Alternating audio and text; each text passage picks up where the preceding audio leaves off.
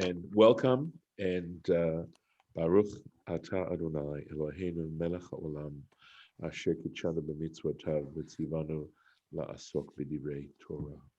Amen. So before I actually start the text, I just want to tell you a thought that occurred to me about making the bracha itself.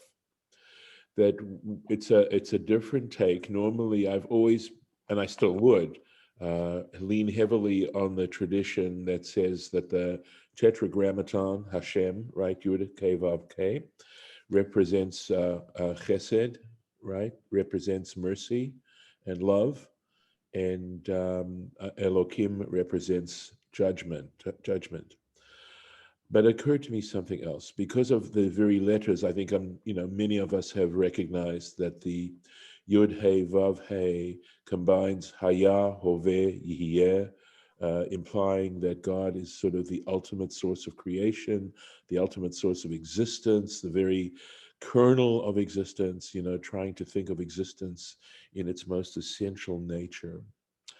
And it occurred to me that there are, our consciousness, our awareness is limited to this life that you and I are sharing right now. And of course, it's a miracle in a way that we are even conscious, right? The ability to be conscious is actually a great mystery. I remember hearing this over the radio. It came from a Buddhist source.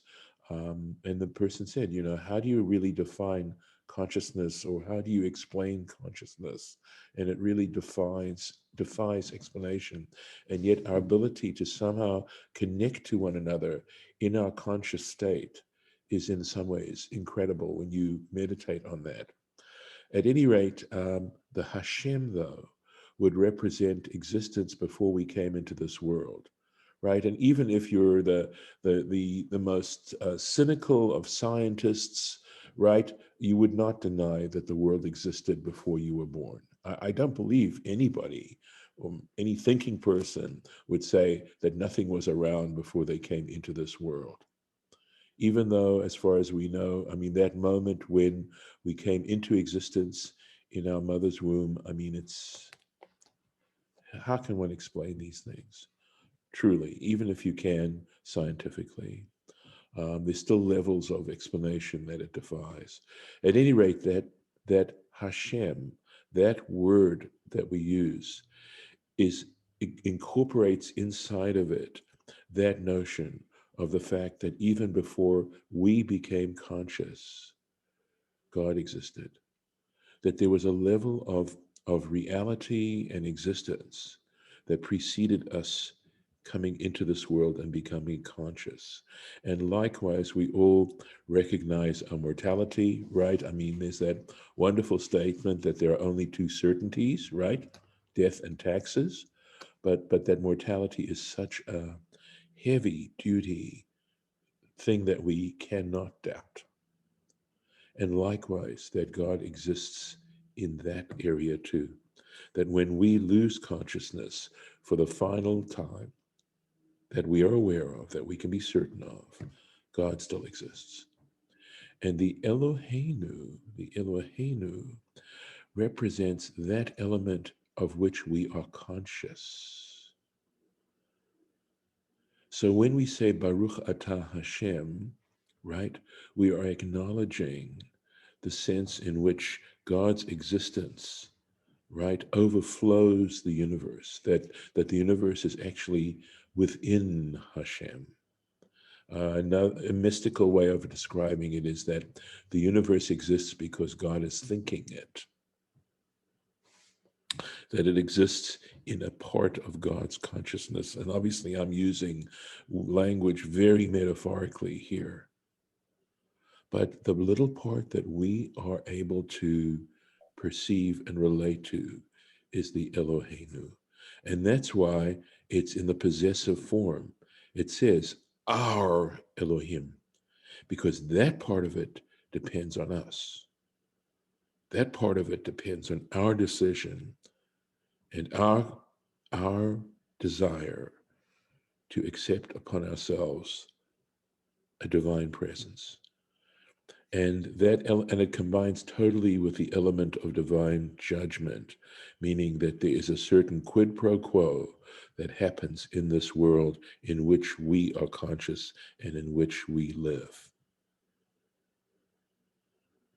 So when we make this bracha, we acknowledge at the very first part of this bracha in Baruch Atah Hashem, right?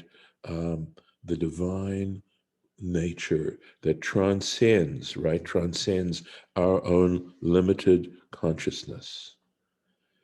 And when we say Elokeinu Melech HaOlam, right? That we are acknowledging the divine presence as being upon us. We ourselves, right? Subject ourselves. We are willing to be within this divine presence in our conscious state, recognizing that this is ruler, right? Controller of everything that is happening in our world. And that statement, by the way, when we're willing to understand what it means, that when we say Melech HaOlam, right? Number one, no more complaints, right? Because if you're complaining ultimately against the one who is Melech HaOlam. And also forcing us in a way, if we're going to encounter this, as to how we accept and how we process and how we try to use whatever intelligence we have, whatever limited controls we have, to look at our world and what happens to us in the light of the divine presence and what that might mean to us. And years ago, when I was in Canton, Ohio, there's a fellow, he's still alive, really interesting fellow. He was a physician. And, he said something that really struck me hard. And he said, "What's the purpose of life? What is the purpose of life?" And his answer was to learn. That is the purpose of life. Not to acquire, but to, if you're going to acquire anything, you need to acquire wisdom. You need to acquire learning, which of course suggests that studying Torah together, which is assumingly helps us gain in wisdom, is so significant, right? And of course, if you go on with Asher Kidshanu, you go to that point, right? That is actually the blessing that God gives us, because Asher Kidshanu, who sanctifies us, which doesn't really have a strong meaning for most people. But again, this is from another teacher of mine when I went to rabbinical school, Dr. Jacob Pedachovsky, who explains that the word holy or sanctified simply means special, special. In other words, so when we say Asher Kitshanu, has made us unique, has made us special, b'mitzvotav, through those divine commandments. That when as individuals we can relate and try to bring into our lives, right, to internalize these commandments, that makes us special, makes us unique. And of course, the ultimate purpose, I think, of religion, of any religion, is to give us purpose as human beings. It's to answer, I think, the most fundamental question a thinking human being can ask, which is, why was I born? For what purpose did I come? I mean, look at our existence. Look at this. Look at this world that we live in. Look at whether you look at our bodies, you look at any little part of this world that we live in, and it is absolutely miraculous and complex. And the varieties of any one species, amazing. And here we are. And what role do we have? And this little formula of this bracha that we make, okay, is actually such a significant statement in terms of what we are trying to accomplish as children of Israel.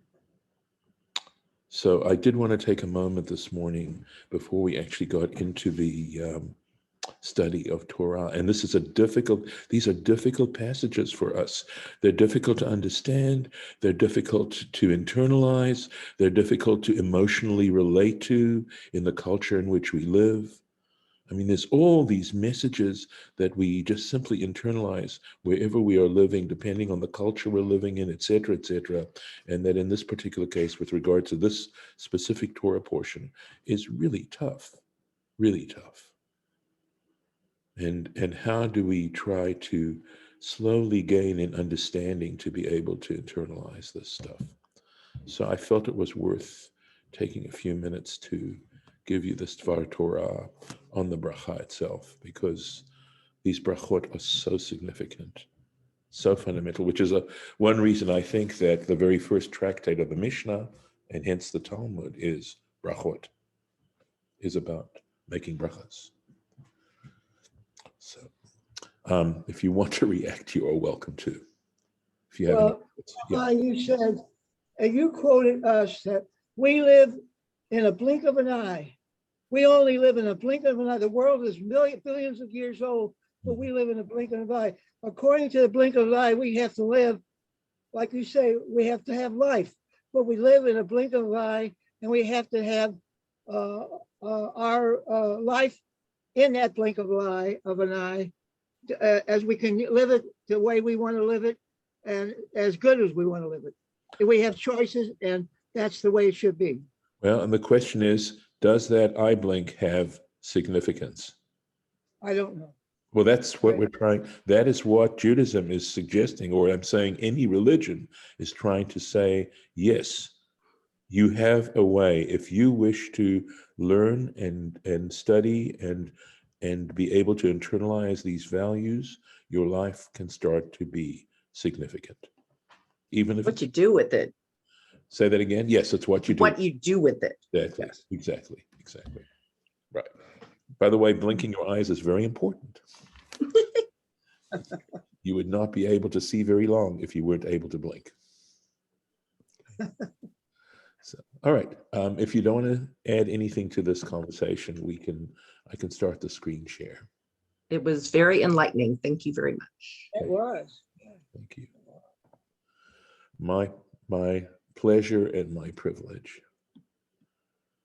All right, here we are. So it seems to me like we did not get to the end of the Rashis on this particular passage. I believe we're at verse 13. Unfortunately, I did not mark it, but I'm pretty sure we did this, right? And we were talking, first of all, of course, about the preparation of the ashes, and now where the Torah is telling us, under what circumstances those ashes are actually used, right? And that is that if one is in contact with a corpse, with a human corpse, that it renders you impure for 7 days, and that on the third and seventh day, you have to be sprinkled with the ashes of this red heifer. I suppose they say red heifer because it sounds somehow better than red cow. Although I think heifer actually does have a technical meaning that basically it's a virgin cow. So that's at least, and if I'm incorrect, I appreciate being corrected on that.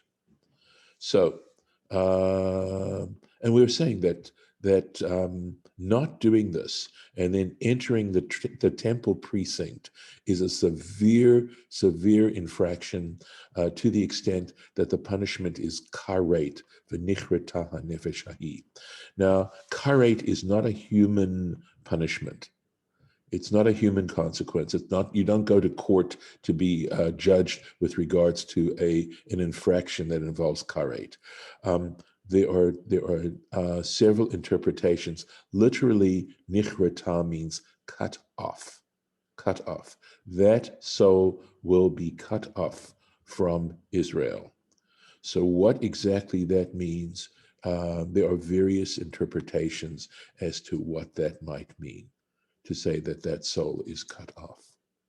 So let's go here. Right. And he says, why does it say b'meit by nefesh? We did do this, but I'll just review it for a moment. Ve'ezu met shel nefesh ha'adam. So I think it could be ve'ezu met shel nefesh. And the answer is ha'adam. Because it says, let me make sure. Yeah, no, it says nefesh ha'adam. So it has to say, met shel nefesh ha'adam. So he says, why is it saying this? It seems so, so redundant. And it says, lahosi nefesh behema. It's to distinguish between that and the soul of an animal. She'en tumat'ah, because its level of impurity, tzricha haza'ah, it does not require the sprinkling of the ashes. Velo tumat shiva, nor does it require the 7-day purification period. And then we did this, davar acher b'nefesh zor itam. So another interpretation is when it says b'nefesh, it's rivi'it dam.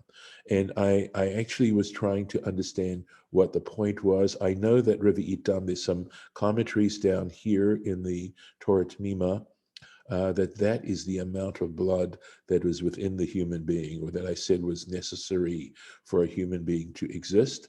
Whether or not it refers to also, if it isn't actually a body, but just simply this blood from a person, I'm not sure. I have to tell you that is for me, an open question as to exactly what it means when Rashi says Revi Itam here. So now we're going on. Et Mishkan Hashem Timeh, right? He has defiled the sanctuary of Hashem, right? Or the dwelling place of Hashem. Im nichnas. So it says, if he goes into im nichnas la'azara, if he happens to actually enter that precinct, right? The courtyard. So he says, and this is the interesting thing, right? Because it goes on to say, "Me'nida lo zorak alav, etc. tameye od tumatovo," right? In other words, he's talking about the me'nida, or the water with the ashes in it, have not been thrown upon him. He remains impure. He etc. Od tumatovo. So he says this heavy emphasis that the Torah is giving here. He says, "Afilu b'tfilah." Even if he's immersed himself, even if he's taken some steps of purification, belo haza'at shlishi v'shvi'i, if he was not sprinkled on the 3rd and 7th day with the ashes. Those ashes have a tremendous level of cleansing in terms of spiritual impurity. And it's interesting, like as Golda suggested, trying to unpack all that's implied in this is sort of interesting. And I confess that, we could spend a long time, I suspect, on just trying to understand what all the significance is of this. It occurs to me, ashes, right? Ashes, it's what's left of this para aduma. I can understand and work with the idea that it comes to atone for the sin of the golden calf, that idolatry is a very, how can I put it, systemic problem in terms of human significance and the worthwhileness of life. It represents putting ultimate value in things that should not be valued, and that is a tremendous thing. The ashes, I think, are the fact that would symbolize the fact that practicing idolatry in the sense that I'm trying to get it across, which means seeing things of ultimate value that don't, right? So you understand, I know I've gotten into trouble by saying, you can make money of your ultimate value. See money as a source of power and prestige and worth. And the issue isn't that money isn't valuable. Money is valuable. The issue has to do with making it of ultimate importance, and that there might be some symbolism involved in saying the ashes. In other words, this stuff is just ashes. Of course, when you're no longer living, what good does the money do for you, really, or for you personally, right? Whereas, of course, there's this understanding that in gaining spiritual value, that is something that affects your reputation. Your reputation, I sense, may also be a way of talking about a person's soul. And that is something that hopefully continues. Your reputation precedes you, it follows you. You don't have to be physically present to have a reputation, etc. Right? And he says, and then going to say, od tumato bo, this emphasis of saying he is still considered tameh, he is still considered impure, af al pi shetaval, even though he has immersed himself. So it's I, yeah, go ahead. Rabbi, Yes. I don't understand, Rabbi. On the third day, we have to do the ashes again. Why the third day? Well, it's the first time. There are twice in this purification process. This purification takes a week, okay? And it's just saying on the third and the seventh day. Now, if you're asking me why Dafka the third day as opposed to the second day or the fourth day or whatever, my understanding, there are places elsewhere that talk about the third day being in some ways a significant turning point, perhaps a time of intensity. So, for example, if you go back to the situation in Shechem, where the two brothers, Shimon and Levi, went and, they circumcised, or the people of Shechem circumcised themselves, the men. And it says that on the third day, that was when Shimon and Levi went in and slaughtered them. So there's a sense possibly that the third day is perhaps the toughest point in an illness or in experiencing this kind of physical pain. I know that I'm only skirting the surface here, but I suspect that there is something like that there's some level of intensity. You know, the number three, of course, is a significant number. We've got the three patriarchs, and that's a significant. The talk about a threefold cord is not easily broken. So there is something within the number three that makes it significant. And of course, I may not have touched on perhaps what is most significant as to why. But I'm just trying to suggest that there may well be reasons why you're sprinkled with the ashes on the third day. And then on the seventh day, of course, is your final moment of purification. So the fact that you're sprinkled with the ashes on the seventh day isn't as hard to understand. Let's see if we want to do any more given the time. Look at all this material here. Okay, let's go on to the next verse because I think that's, okay. Give me a moment to find the place, if I may. Here it is. There it is. Verse 14. Zot HaTorah. So it's interesting that it says, this is the Torah. This is the instruction, right? So there is significance in when it says, introduces a law or what a commandment with that particular statement. But I will tell you a lovely, I think, a lovely interpretation, because Zeh HaTorah Adam ki yamut ba'ohel, a person who dies in a tent. And I'll just finish the verse.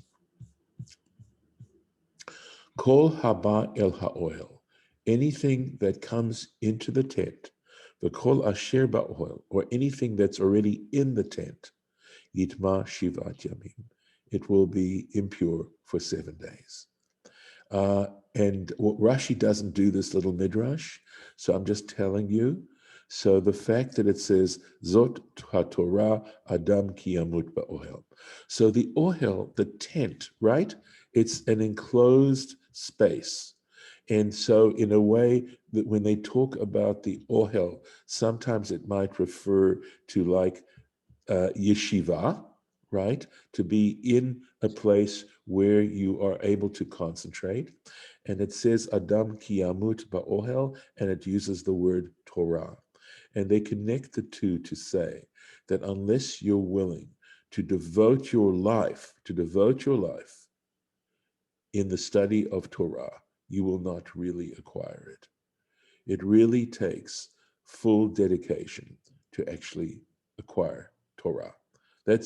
Understand it's not pshat.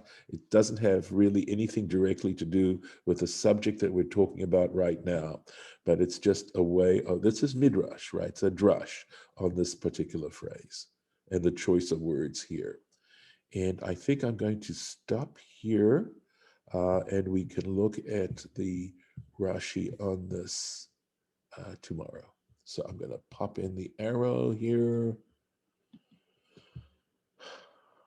And here. And we can take that over and stop right here. I'm going to stop the share. And I will stop the recording.